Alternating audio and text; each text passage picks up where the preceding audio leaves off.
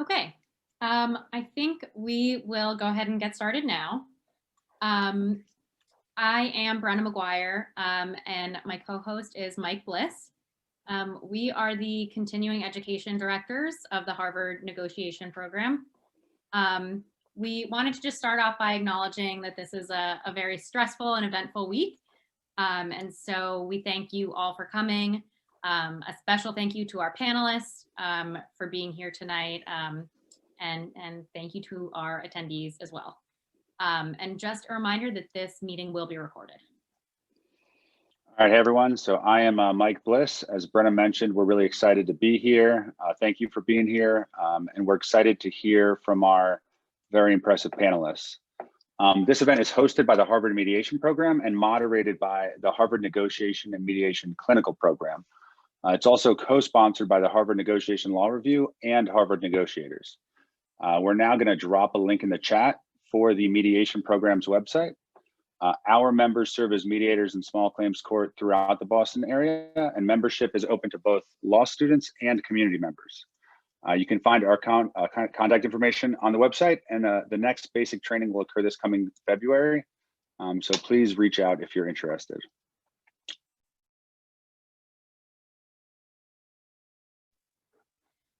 Okay, great. So that link is in the chat if you want to take a look.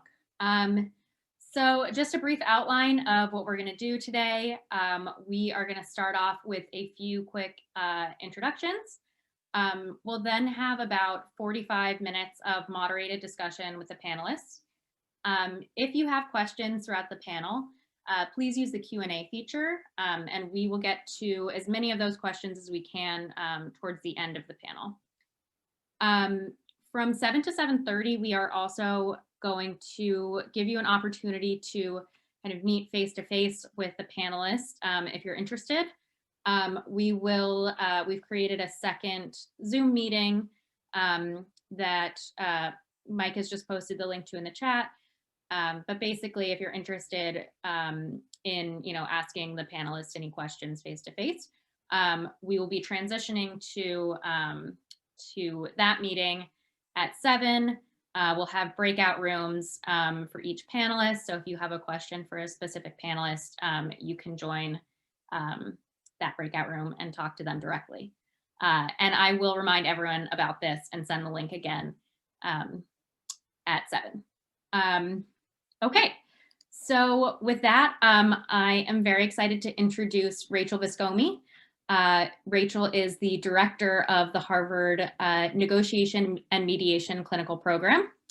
And so Rachel will bring you on screen and then you can take it away. Fantastic. Well, hello, everyone. I am so delighted to have been invited to help be part of tonight's events. I don't know if everyone who is on the call realizes what a treat you are in for, but this is a fantastic panel. This is going to be an amazing night. Our incredible organizers, Brenna and Mike, have put together a spectacular evening with amazing people. I know I'm like just bowling you over with adjectives right now, but I love each of these people individually. I admire each of them professionally, and I am just super excited to be part of it. So one of the things that is true about a career in dispute resolution is that it isn't handed to you, right? It isn't, you don't get to, in my day, the way that EIP program looked was like you dropped your resume in a bunch of like mailboxes. I know now it's like probably electronic. I'm pretty sure that's right, or virtual.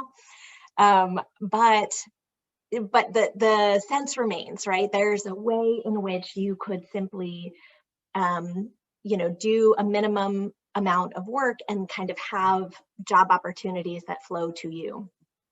And I think the reality of a career in this field is that it requires you to create what it is that you want, to be more engaged, to be more thoughtful in navigating your own path. We sometimes talk about it as requiring some entrepreneurialism.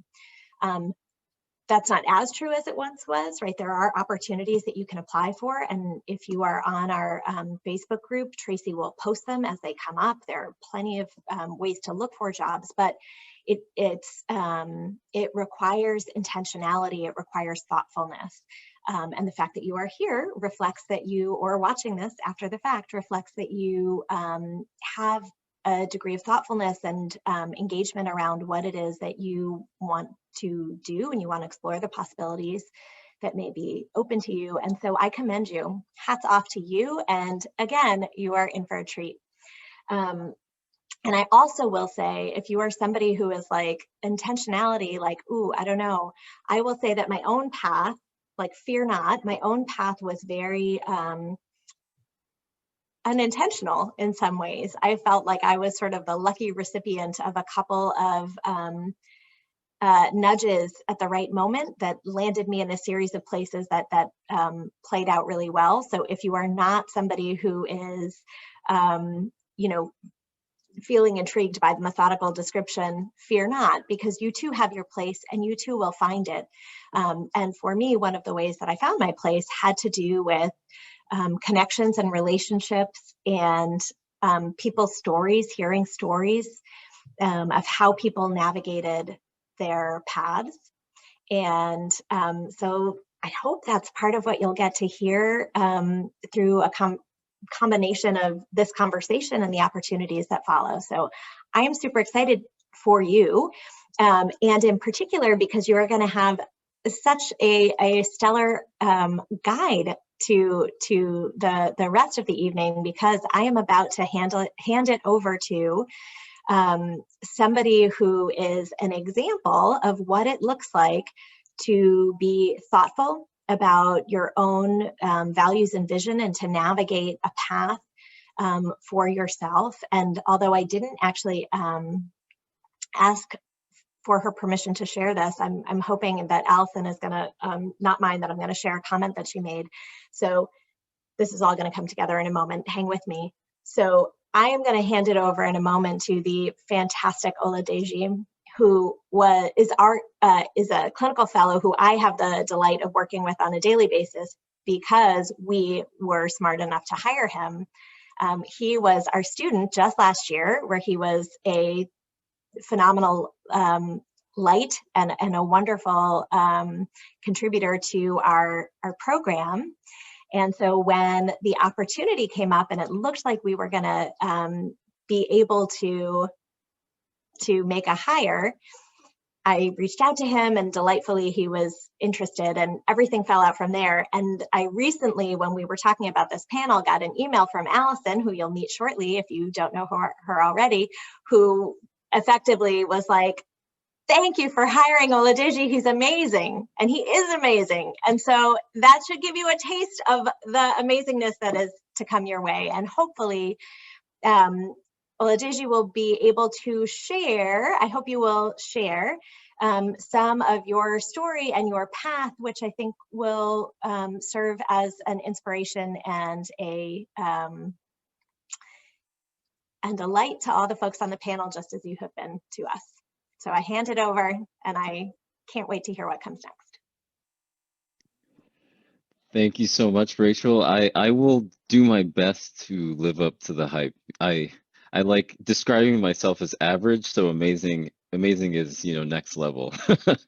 But sincerely, thank you for the introduction. And I think it is helpful maybe for the attendees to just hear about my path. It's been short. It just started, if you will, to ADR work. And really, I view my work, my introduction to ADR work, kind of like my introduction to Ethiopian or Indian food, because I started with a few small bites and just to get accustomed to everything. And then all of a sudden, I was knee deep in a buffet.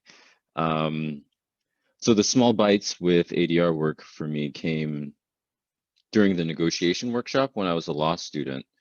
And that experience was just really provocative. It was, one, incredibly fun because as a student, you're learning how to negotiate through a series of different scenarios while working on skills that are, in my opinion, incredibly applicable to every part of my life, both personally, academically, and professionally. And then more on a pedagogical level, the class is taught by a professor who is really focused on listening, facilitating, and asking questions without really seeking a specific answer. So for me, that experience was a sharp contrast to the typical law school class because of the amount of discretion and liberty, if you will, that students had in engaging with those exercises. And then after the workshop, I was basically knee deep in ADR work. So I took the Dispute System Design Clinic as a law student. Shout out to Deanna Parrish, who was my clinical instructor. And that experience really just helped me to think more comprehensively about all that goes into a system, right? How a dispute system can be better structured. And also it allowed me to put those thoughts that I was developing into action because I actually had a client that I got to work with. So fast forward from the Dispute System Design Clinic, and I got this really cool opportunity to work with Resolution Systems Institute in Chicago, developing a online dispute resolution platform. And basically, I was just constantly going back to the principles and best practices that I had learned from the seminar and applying that with this novel platform that Resolution Systems Institute was developing. And here I am today, clinical fellow at HNMCP. And although that's interesting, I'm delighted to share that there are far more interesting people than I on this panel. And I'm really excited to just hear about their perspective in what's brought them to ADR and also their vision for the future of ADR. Before I ask questions to the panelists, I did want to launch a poll. And the purpose of the poll is just so that we can get a better understanding of where the attendees are in their career before starting with the question. So Brennan and Mike, if you could launch that poll and then we can go from there.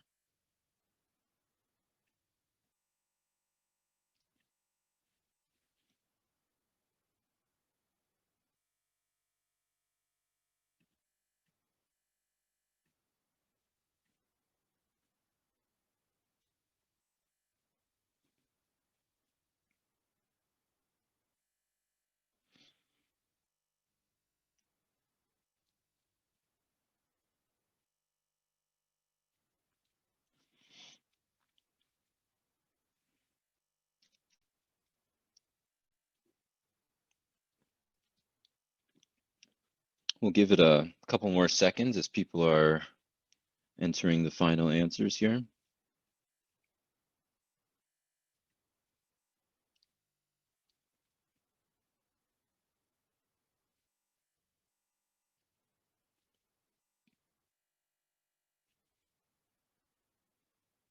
All right, I think we can end it there.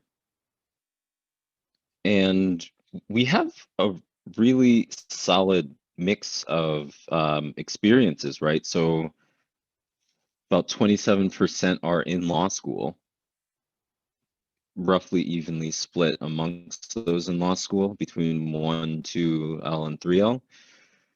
We got some undergrads, which is really cool. That's something to keep in mind because we'll be talking a lot about the future of ADR. Young professionals, and then we have the pros, the ADR pros, and then also mid-career non-ADR pros. So thanks for that. And that's going to orient probably some of the questions that I'll be asking. To start things off, I just wanted to get a sense of our panelists. So my question for the panelists is just to share your names, where you're currently based, and key part here, the most rewarding aspect of working in ADR so far in your career. And with that, let's start with Alyson. Thank you. And what a pleasure it is to be with you all, folks on the panel. And it's exciting to see so many people from so many different backgrounds. All right, so getting into answering the question. All right, so my name is Alyson Carrel. I currently teach at Northwestern Prtizker School of Law. And the most rewarding aspect is the people. I love who we work with. I find this one of the most warm, welcoming individuals, and just a pleasure to work with.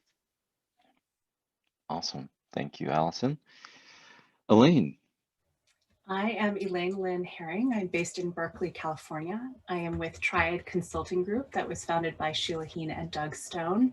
And I think for me, the most rewarding is actually the breakthrough, right? Where you're stuck, where traditional attorneys you'd be in court or filing things back and forth for years at X amount of cost, and that there actually is a different way.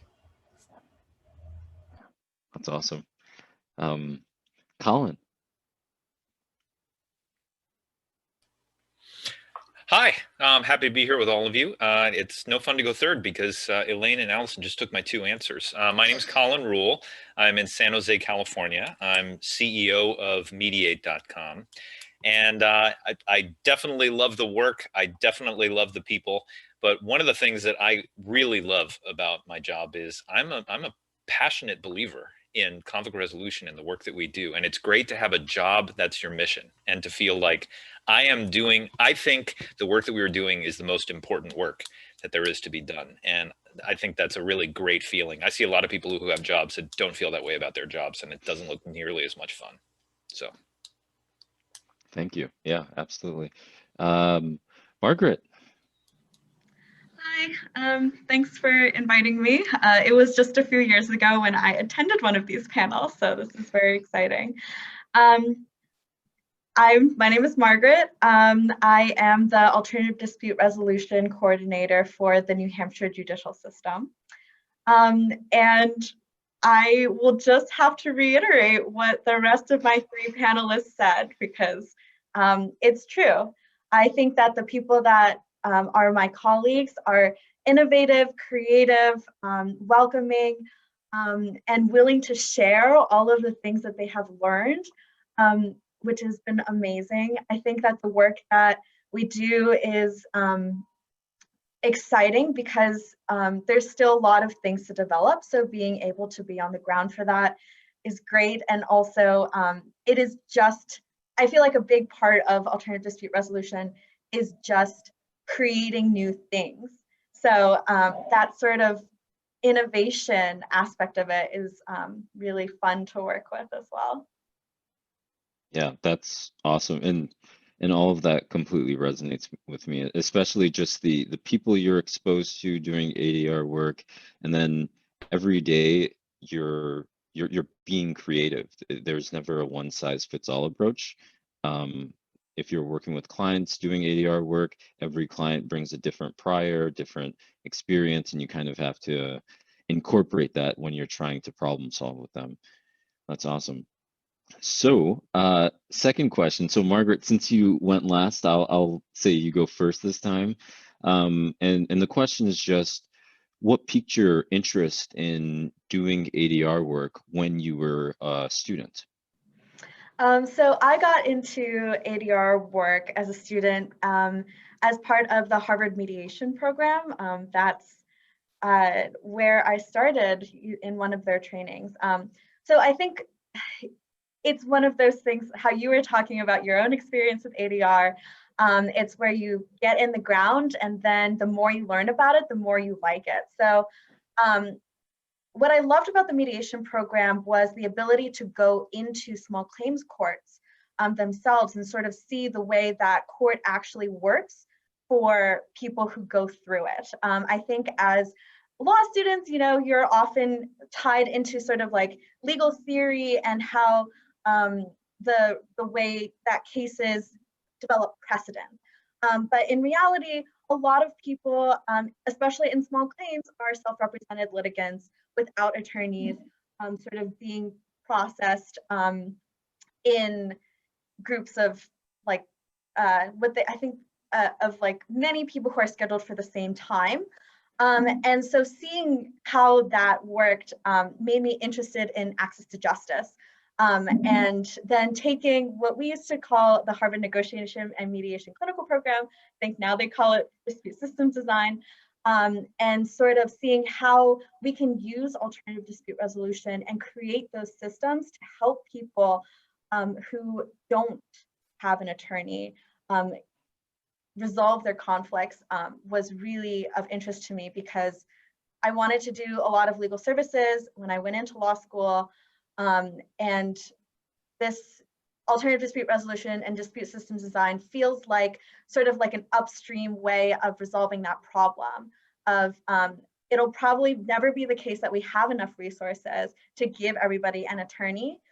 So what can we do to make it easier for people to go through the court system is part of the reason why I love ADR and what piqued my interest as a student. Awesome. And I can, that really resonates with me. As a student, you have an opportunity to kind of be at a high level in the dispute system design clinic where you're thinking more systemically and structurally about these things.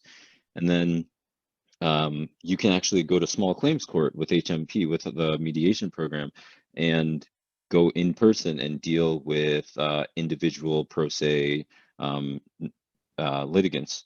So that's both the juxtaposition on the high level, and then you have access to individuals at the same time, which is really neat.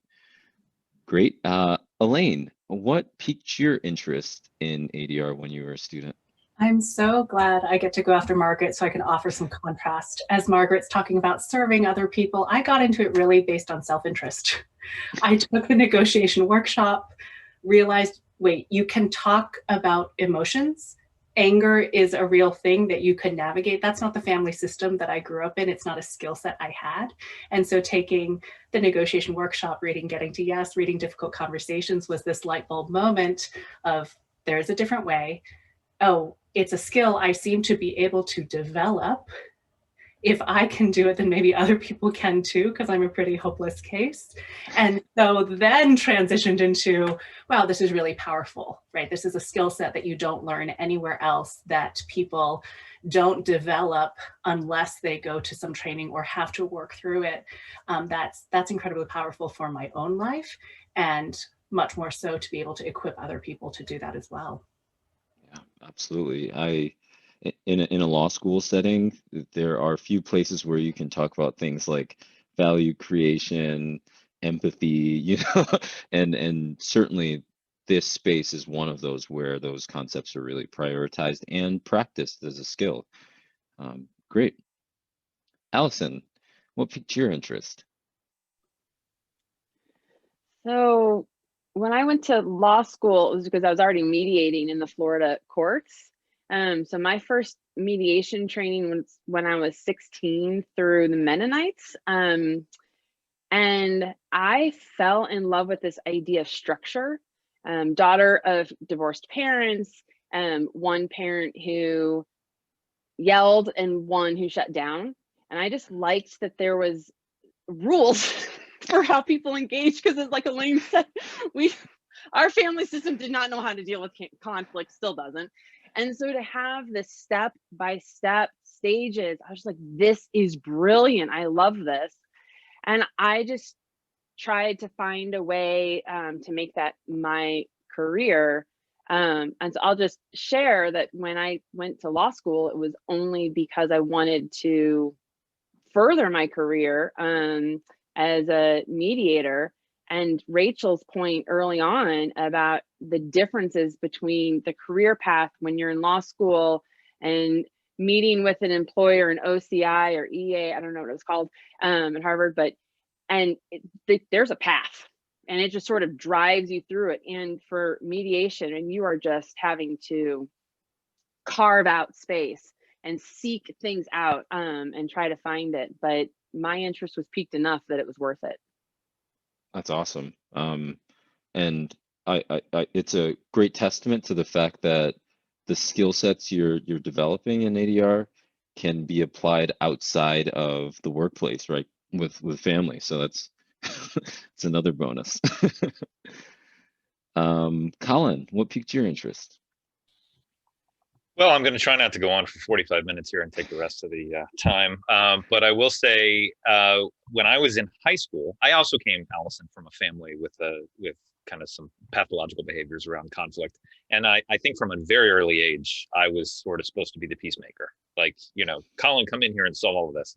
And in high school, I actually was a debater, a very competitive high school debater, and traveled around the country. And all my friends, they wanted to go debate. They wanted to argue for their lives. And I feel like, what is the point of this? Like, this is not. So I decided I wanted to get into peacemaking. And I went to a small Quaker college outside of Philadelphia called Haverford. And I got trained. The Quakers came out, they had something called, the American Friends Services Committee had something called the Friends Suburban Project. And they did a weekend training, and I lucked into it as a sophomore. And about maybe an hour into the training, I was like, this is it. This is my thing. This is what I'm going to do for the rest of my life. And I've done it every minute since then. It just felt to me like peacemaking was so fluffy. I don't know, you know, they put peacemaker on the side of the missiles, you know, like, what is peacemaking really? It's kind of complicated to figure that out. But mediation to me was like, wait, this is a system. There's a science to this. There's an art to it. It felt like improvisation. It felt like psychology. It really rung all my bells. And I said, this is what I want to do. So I wrote my thesis on that. I took every class that I could find.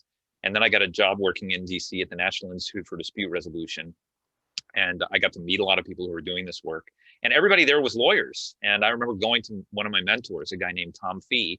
And I said, do I have to be a lawyer to do this work? He said, not anymore. You don't have to. You used to have to be a lawyer, but now you can do anything. So I went and did the Peace Corps, which I thought was going to be peacemaking, but no, it was about other things like teaching English. I mean, mostly it was about me learning about the world. And then I came back and went to the Kennedy School. So my orientation was very public policy. And I was just a horrible broken record with my fellow students about how conflict resolution was the future. And it's just so great. And we should be building out these systems. And everybody just roll their eyes, you know, every time, you know, I was in a class. It's like, oh God, I got to listen to the conflict resolution guy again. But I think, you know, again, I felt like it was part of a movement. And that really mattered to me. It was like, you think about PON and you think about Roger Fisher and you think about, you know, all of the getting the yes. It just felt to me like this is going to change the world, and we need to do everything we can to promote it. And so I'm still not bored now. 35 years later, there's so much more to learn. There's so much more to do. So I guess I was right as a sophomore in college. You know, that this was the right thing for me. Yeah. Yeah. Absolutely. And I did want to pick up on one point you mentioned there that you touched on, which is kind of the interdisciplinary approach of ADR work with the psychological components and then public policy components. And relatedly, obviously, we're in the midst of a global pandemic. And there's now this tech piece to ADR, where even mediators who were very resistant to mediating over Zoom are basically more or less forced to do so now and incorporate some level of tech into ADR. And frankly, even in the absence of the pandemic, tech has been revolutionizing so many areas of our lives, right? In the past decade, especially, and we can think about the computer that we have in our pockets, right? Our phones. And then we can think to something that is less talked about, something like smart contracts and cryptocurrency, and how that's kind of revolutionizing how contract law is being administered. So in the midst of all of this technological progress, I'm just curious to hear what the future of ADR looks like from all of your perspectives. And Colin, since you went last during the last question, and also because you have Cyber Week at the top of your head. I was joking with Alyson. I'm on brand, man. You know, look at my background. Yeah. Yeah. Why don't you start things off just by talking about, for students and for those in different parts of their career, what the future of ADR looks like from your perspective? Sure. Again, I'm going to try not to go on and on, so you'll have to rein me in. There is so much that's happening in the use of technology, not only in dispute resolution, but in the legal sector.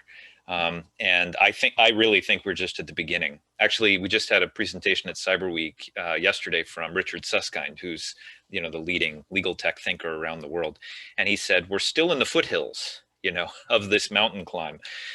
If you look at what's coming, and I might be biased, I'm going to admit I am biased because I'm a nerd and I'm out here in Silicon Valley, but, computer processors are getting powerful at an exponential rate. We're going to hit the singularity soon. We're going to have AI, we're going to have machine learning. The playing field is being leveled around the world, and we are just barely starting to understand the ramifications of this for humanity. So on the one hand, the law is going to be disrupted by technology, and I urge everyone in the audience to think about what that means for your careers. You should build your business not where the highway is, build your business where the highway is going. But in ODR, the online dispute resolution field, we started thinking about this 20 years ago. Like, what is technology going to mean for the practice of dispute resolution? Little did we realize there was going to be a pandemic, and, bang, everybody was going to be an online mediator overnight. So again, when I say how satisfying it is to be part of a movement, I think the ADR movement kind of predated me a little bit. By the time I got to Harvard, it was already well underway.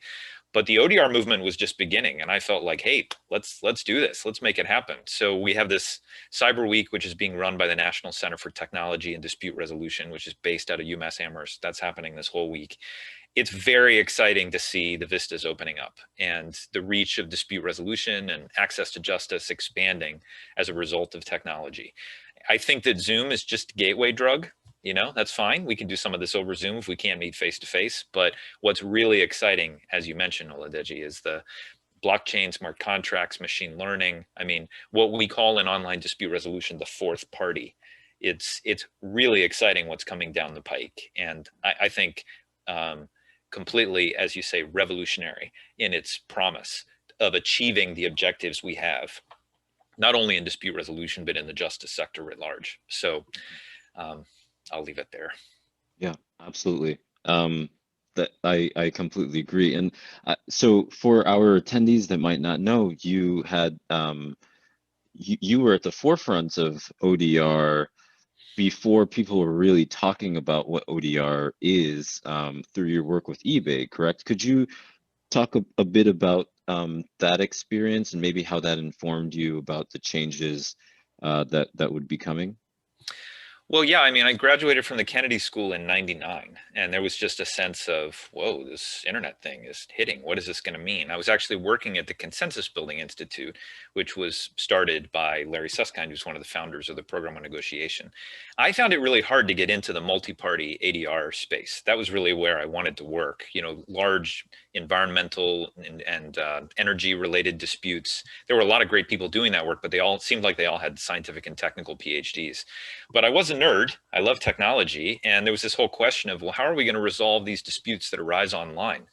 So Ethan Katch, who's the real father of online dispute resolution, was out at UMass Amherst. And I was like, I should have lunch with this guy.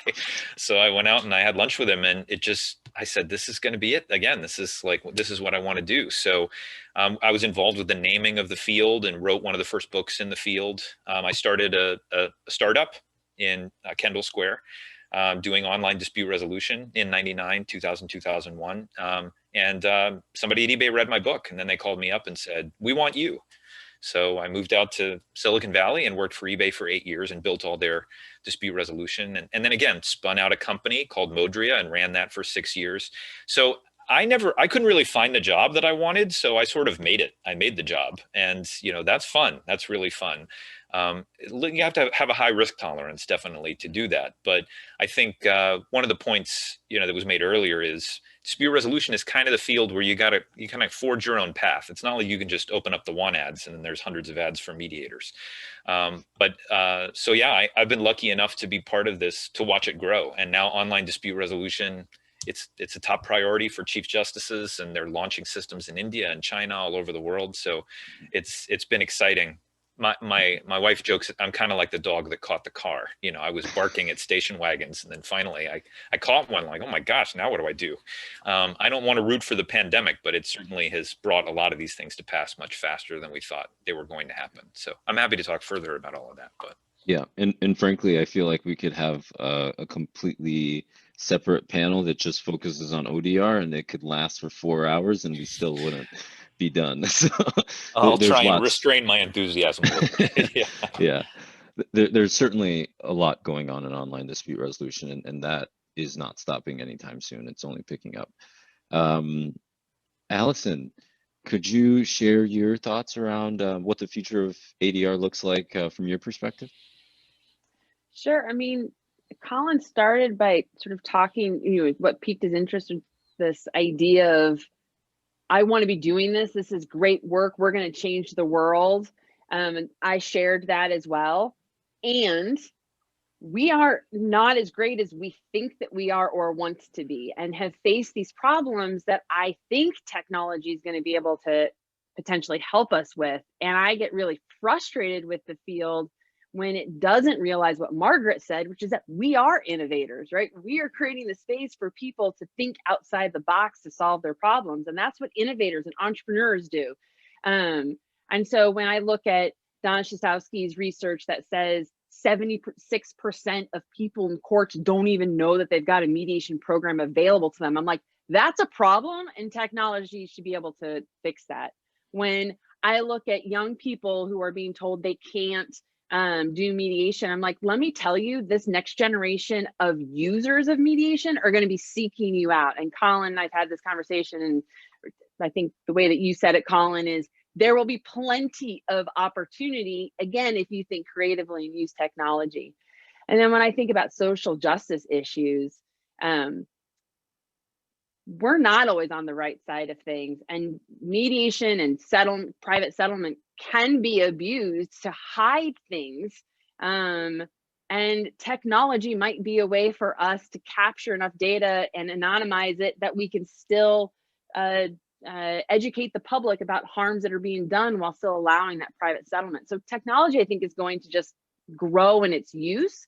And hopefully help us become what we think we are, or at least get close to it. That's beautiful. Yeah, absolutely. Elaine, do you mind sharing a bit? I'll be contrarian again, which is to say I'm in complete agreement with what Colin and Alyson have said so beautifully. And because they've already said it, it gives me the opportunity to say, when we're talking about ADR, what are we talking about?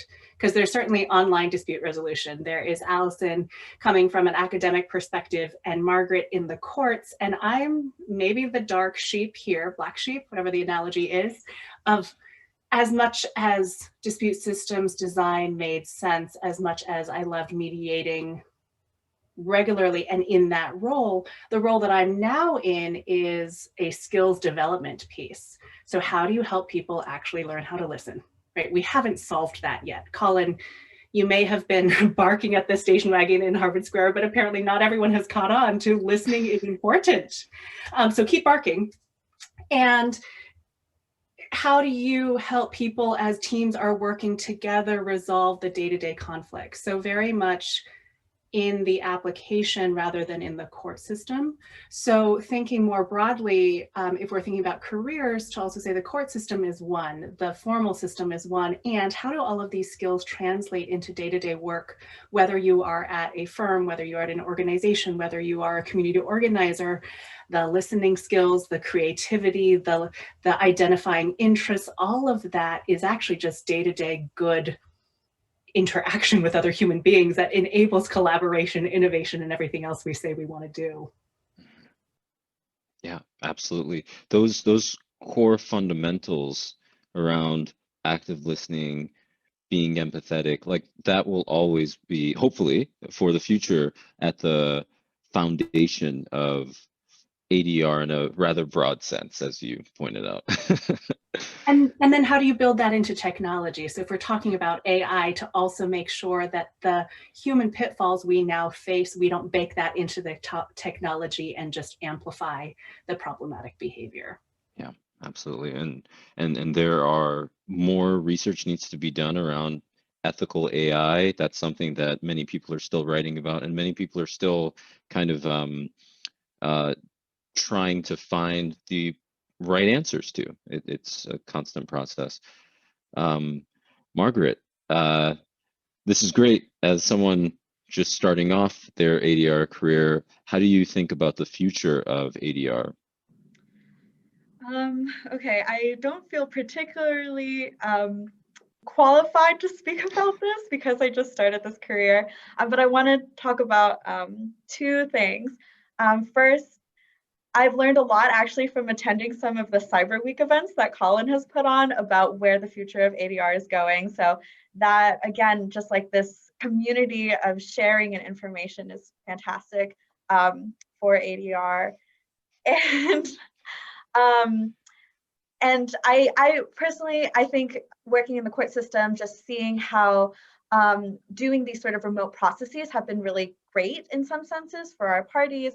They get to mediate from home, making them feel more comfortable. They don't have to find childcare or take off from their jobs or find transportation. So all of that is really exciting. And I think that I personally, just like for the somewhat immediate future, some sort of multi-door approach of like, if you don't have high-speed internet, you can still go into the courts, but like, if it would be more convenient, having some sort of remote process, that would be great. And then the second thing I wanted to talk about was to Elaine's point about just having more access to sort of ADR in your day-to-day, or sort of that upstream before it gets to the point where it gets to the court system. How do we help people with that? So I think that that would be really exciting as a path also in ADR for the future. Yeah, absolutely. It's a good point, especially your first point. Internet isn't distributed equally, right? So if you go to Southern Illinois, for example, tech and internet is really slow. It's hard to access, and we're not at the stage currently where everyone has access to fast internet.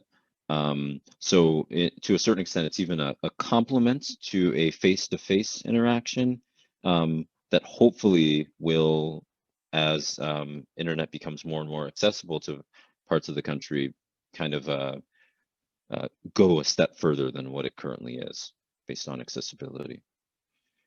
Great. So related to just how technology is impacting the future of ADR, I just wanted to ask a pretty open-ended question around what skills students should or can develop while they're still in school in order to prepare for some of these developments in ADR. Margaret, since you ended things, do you want to start things off? I would say that taking the dispute systems design clinic was powerful in just building sort of skills that you can take wherever you go. It provides a framework for solving problems that is, in my opinion, very community-based and sort of feedback-based. That is important. I'm not sure in terms of like the future of ADR, but just for innovation and life in general, I guess. Just, making sure that you speak to all of your different stakeholders, do your research, and then, generate different options, figure out which ones would be best to implement, is just having those sort of interview skills, relationship building skills, critical thinking skills, I think are all very important for moving forward in this career. Yeah, absolutely. Alyson, so you have something called a Delta competency model, and I feel like that pertains very strongly to skills that students should be developing while they're students, and also just for lifelong learning and development related to ADR. So first question for you is to explain what this model actually is, and then just relate that to skill acquisition that students should be considering. Sure. Okay, so the Delta model is a really simple visual framework for the holistic set of skills that lawyers and legal professionals more broadly need to succeed in the 21st century. It's a three-sided triangle. The base of the triangle is the law, your traditional, how to think like a lawyer, what law schools have done really well for a long time. The right side of the triangle is the skills related to innovation, business of law, process. So how do we deliver these legal services effectively and efficiently? So it's going to include technology, it's going to include data, it's going to include project management, things like that. And then the left side of the triangle is all the stuff that we teach. So it's the listening, the emotional intelligence, the creativity. And so together, those three sides work in tandem so that someone has a holistic set of skills to be successful. It's based on research that's been out there for decades. The thing that's unique about it is it brings it all together in a very simple visual. We've been working on it in a number of different settings to create career, professional development, course curriculum choices for students to kind of figure out, well, what skill am I not as strong in, and where can I build those skills? So we put the left side of the skills, the left side on there of the listening and the curiosity, because research has demonstrated that to be successful in the law, yeah, you need to know how to think like a lawyer, but just being able to do that is not going to lead to success. So things like the LSAT and first year grades have nothing to do with how great of a lawyer you can be. They certainly have everything to do with what law school you get into and what law firm might hire you. And so it is some of these softer skills, or people hate it when we use that word, right? But some of the personal effectiveness skills that are important. So I think recognizing that you want to explore all of these areas while you're in law school without losing sight of what you bring to the table. So Colin is doing all this amazing work in 1999 as in dispute resolution, and he's bringing these skills related to technology. So as a legal professional today, if he's coming in with that technology skill, then when you're in law school, you don't need to go do more of that. Find where your gap is. That's just not how we approach choosing classes, though, is it? Where does it fit in your schedule? Where am I going to likely get an A? What professor do I like? Sort of backwards. The answer to the question, though, really is all the skills that Elaine and Margaret were talking about earlier. Thanks for that. Yeah, and I put a link, if you don't mind. Too late if you do. I put a link of your model in the chat box, and I think it's a great way of just conceptualizing how to approach this career generally and just life. So that could be a useful point of departure for wherever you are in your career, in my opinion. Elaine, over to you.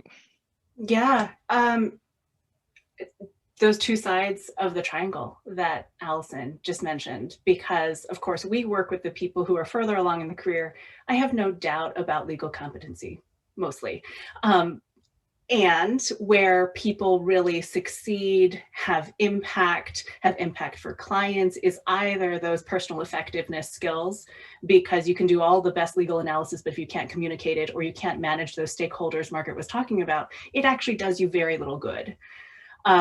And because I now help to run a business, all of the other things that you don't learn in law school about what makes the world run. And so for me in law school, or in school generally, is the lowest risk, highest impact time to get really practical experience. So HMP mediating in small claims court, Harvard Negotiators, the student groups, whether it's mock role plays or any interaction in community, it's so low risk and it helps you build real skills. Each of those debriefs, each of those instances where you're looking for interests. If ADR is fundamentally about creative problem solving, you can take that whether you are an official lawyer later or not. If you decide to do a startup, I mean, you still need the triangle that Alyson was talking about. And so I would, if you are still in school, please milk that time when you are less worried about bills, maybe because you are either on loans or have that coverage. It just gets so much harder when you're also trying to get practical experience and have to pay bills. And so for me, the great luxury of all of these clinical programs and the student groups was that I left law school being able to say, I've mediated X number of cases. I have done this sort of training. People didn't need to know at the time that it was unpaid or low bono, but it actually both helped me build skill and gave me credentialing and helped me evaluate whether this is something I really wanted to do. Because there's the notion of ADR is interesting, we're talking about this amazing community, and it is. And as Colin was mentioning, sort of needing high risk tolerance because it's not the traditional model. And so you're building it as you go, figuring it out as you go, but having some of those test cases early on to see if that's just hypothetically what you think you'd like to do versus, no, I've done that, I've spent some time doing it, and I'm really interested, including interested in what area, right? Is it dispute systems design? Is it skill building? Is it mediation? Is it OD, the online tech piece? It's such a broad field that to clump it all together is a little misleading. So doing that experimentation and sampling, Oladeji, as you said, of the buffet, whether that is with Injera or not. Love Injera.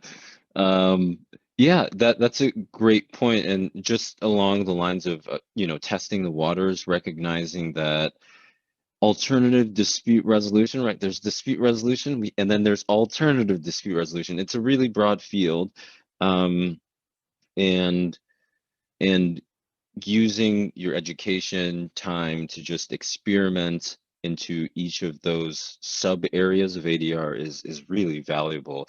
And the good thing is the skills you develop from one often relate to the other.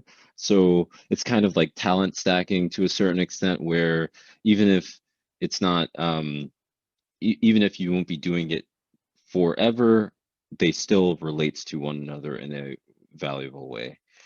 Colin, what are your thoughts? Well, again, it's great to go last because everybody else has made points. So I completely agree with everything everyone said. Although I agree with Alyson, I hate the term soft skills. That totally is like fingernails on a chalkboard for me. But one of the things Elaine said that I completely agree with is now is the time. I think look, Harvard Law School is a great place. Lovely rooms, big leather couches, nice fireplace down there. It's very easy to feel like, oh, I'll figure this out later.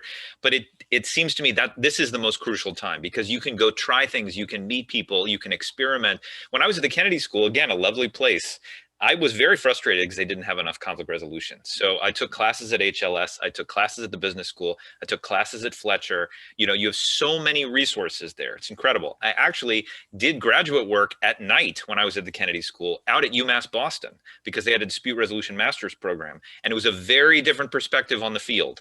This was not Harvard top of the mountain. A lot of these people were, working at the DMV. They were working in baggage claim at Northwest Airlines, and they were doing this work. So I feel like one of the very important things to do now is to mediate. Get out there, the HMP is great. I actually did my first court-connected mediations when I was at UMass Boston down in Quincy District Court. I learned a lot. A lot of things I learned in the classroom.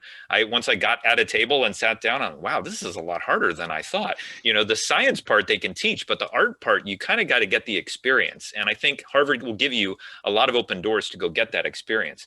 But again, most of the learning you'll do is not going to be found in a classroom. So to go talk to Chuck Duran at Mediation Works. Talk to the people at the Consensus Building Institute. David, I'm sure he's got interns over at the Boston Law Collaborative. Find the part of the field that really resonates with you and try out things. I mean, I thought maybe I could do the family side. I did one family mediation. I'm like, oh no, this is not for me. I can't handle this. Kudos to the people that do that work. So you gotta meet people. You gotta try out things. And I feel like this is such an opportunity to do that because one of the things that I will tell you that I think I didn't know when I was at Harvard, but once you graduate, it's kind of like, bye, you know, like all these resources go away. You don't have access. You can't just walk into the professor's offices, you know, it's like you come back and they're like, who are you? It's like, I used to study here, you know, but no, now you're part of that old class. So I think that it's a massive opportunity when you're there to accumulate these skills, find the people that are doing the work that you're doing, reach out to them and say, hey, I'm a student at Harvard Law School and I want to know, you know, how did you get where you are? You know, what are some of the lessons you wish you knew when you were at my, you know, stage of the game? I just feel like this is the opportunity to absorb all of that, because you're at the trailhead and you got to pick which trail you want to walk. And it can be overwhelming because there's so many trails, but once you pick one and start walking it, it's harder to turn around and go back to pick a different one. So there you go. Wise words. I guess. Very wise words. So I did want to slightly transition to questions from the attendees. Thank you to Brennan and Mike for kind of collecting these questions. One of the questions is around kind of the ethical ADR component that we were touching on earlier.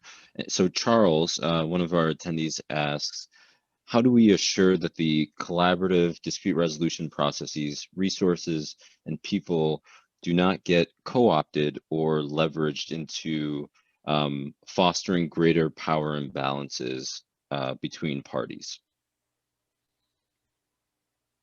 Anyone can take that. There's no order this time.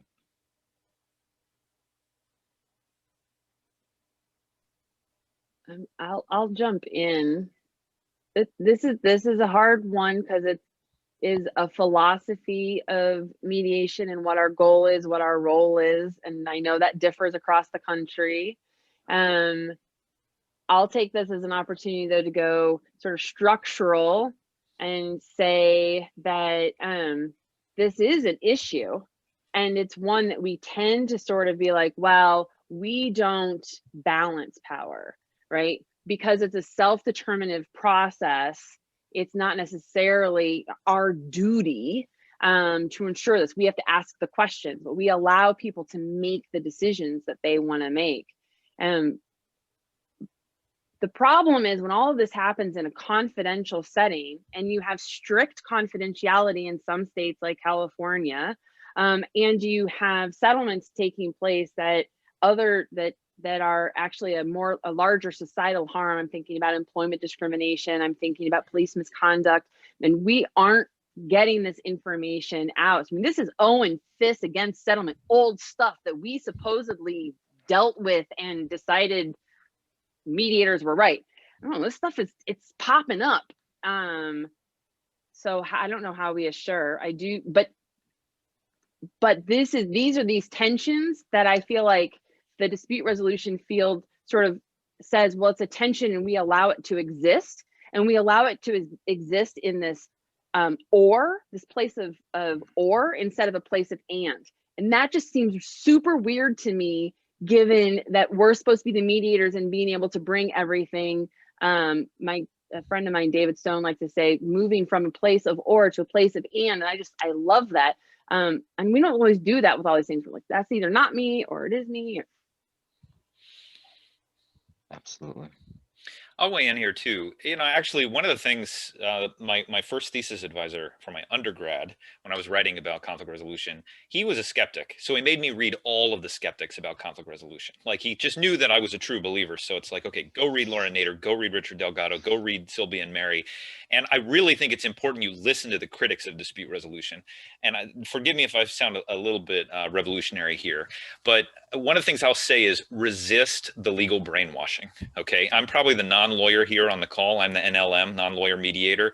There is a way, Bob Mnookin says that ADR lives in the shadow of the law, and mediators oftentimes define their role as, okay, well, we have two parties, let's sit down in a room. Now, if I'm going to level the playing field, it's going to be in the room. Right? If there's a low power party, maybe I'll let them go first. You know, maybe I'll use my power as the owner of the process to try and compensate, create a level playing field, fair, impartial, and neutral. But we can think bigger than that.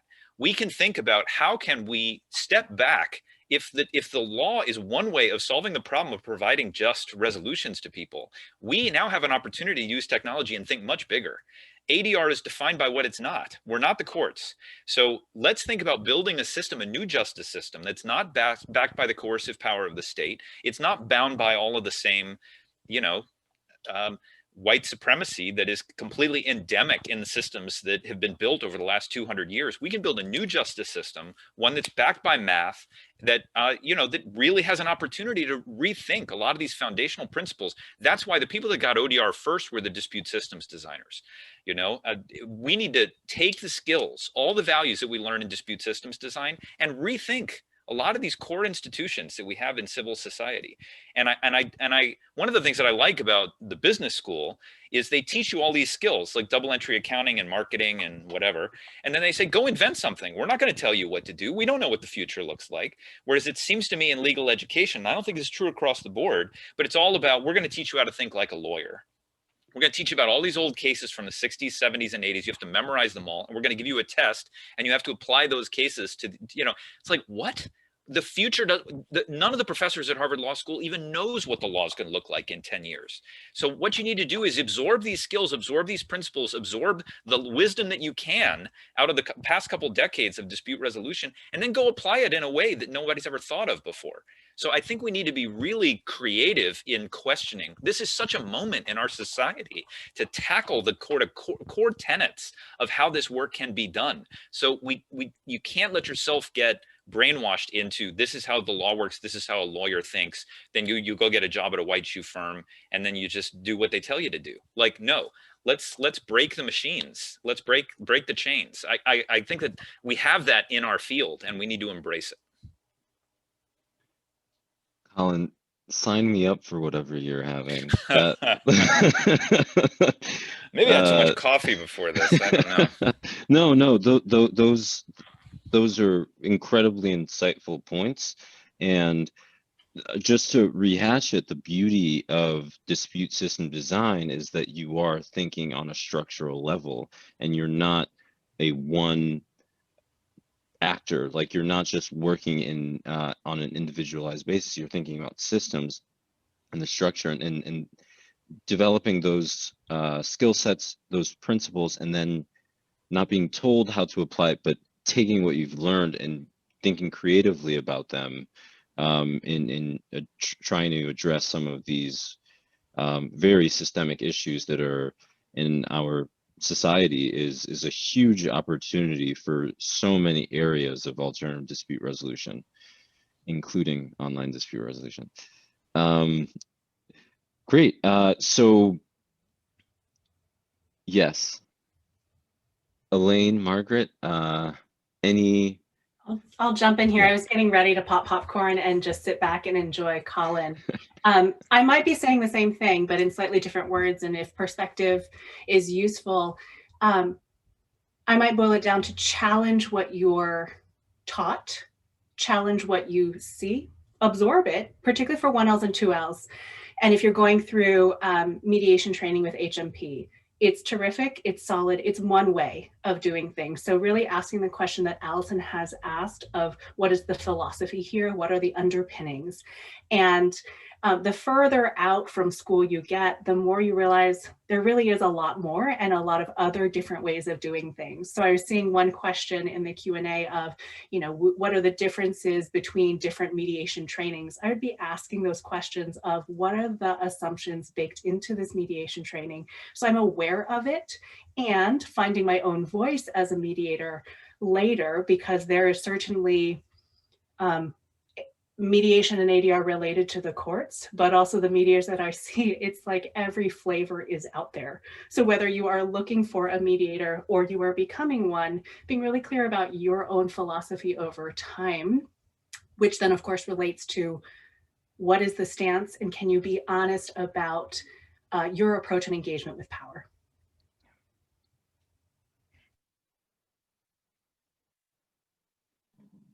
I have nothing to add.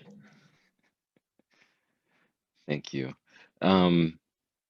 So with the final, just about 4 minutes we have, that was a pretty high level question. And then for the students and those in different, well, actually more specifically for the law students or current graduate students, what are summer opportunities that you would recommend for those who are interested in becoming ADR professionals after they finish school? I'd go back to the buffet analogy of during the school year, test things out, and hopefully leading up to the summer, you've got an idea of which one you want to take a deeper dive into.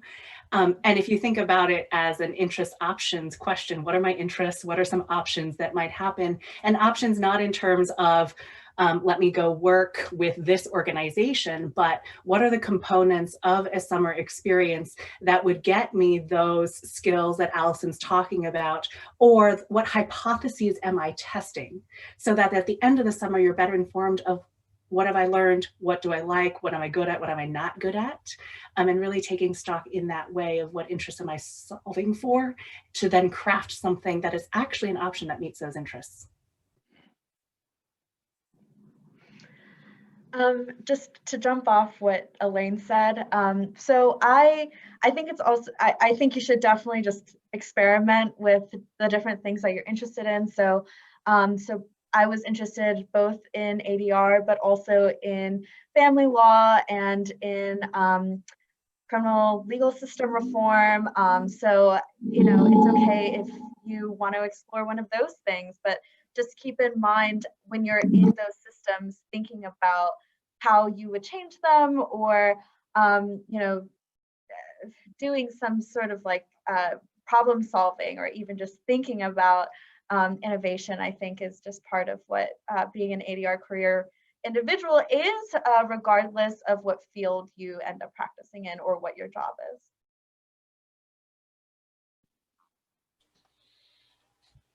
I'll jump in. I would say go do the work. Find a community mediation organization, find an independent mediator or arbitrator, go work with, as I mentioned, Mediation Works, the Boston Law Collaborative, the Consensus Building Institute. There are people out there who are doing this work. Now, I think it's hard to resist the siren song of the summer associateship and, you know, the big law firm salary, but there are firms out there that really care about this too. So you can find firms that are really focused if you want to do the, and it's not just mediation. I think mediation is, everybody focuses on that, but I think there's also arbitration is a very rich area of the field, and there's MEDARB and there's ombuds work. So cast a wide net. Go to conferences. I mean, now with Zoom, you can find a conference pretty much every week, and you can meet amazing people that are doing amazing work all over the world. And I urge people to think internationally too, because that's the future, much more so than just the US. But find organizations that are doing this work and then go sink your teeth in. That's my advice. Can I jump in on that? Because again, to use Alyson's words, it's not or, it could be and. So my best summer was actually doing a summer law firm job, because that's what I thought I wanted to do. Negotiated a week off to do negotiation teaching work, realized the contrast was, okay, this law firm experience is deadening to my soul. The other piece is really invigorating and impactful. And just that contrast was really incredible to me. So double clicking on Margaret saying, don't be afraid of the contrast. It might actually be helpful in refining what you care about. I guess final response comes from Alyson. Alyson, what do you tell your law students, you know, all of these incredibly interesting law students, for how to spend their summers? I tell them, until you know you don't want to work in the white shoe law firm, don't shut that door. And I hate to say that, because it was not the path I wanted to go on, and I felt pulled to it. I got my first visible tattoo because of it. Like, I mean, it was traumatic. But you got to be self-reflective. Those skills go, you're hearing a lot of people talk about what skills we teach in our role as mediator and how you apply them to ourselves and our career development. You've got to be reflective to know, what do you want to do? And until you know, keep as many doors open. I will say that ADR is possible. It is 100% possible. There are all these opportunities, but look at what those opportunities are and figure out what's most important to you, to make sure that you can achieve those things in that path. Thank you so much. And before I hand things over to Brenna, I'm just gonna do this. Let's see if this works.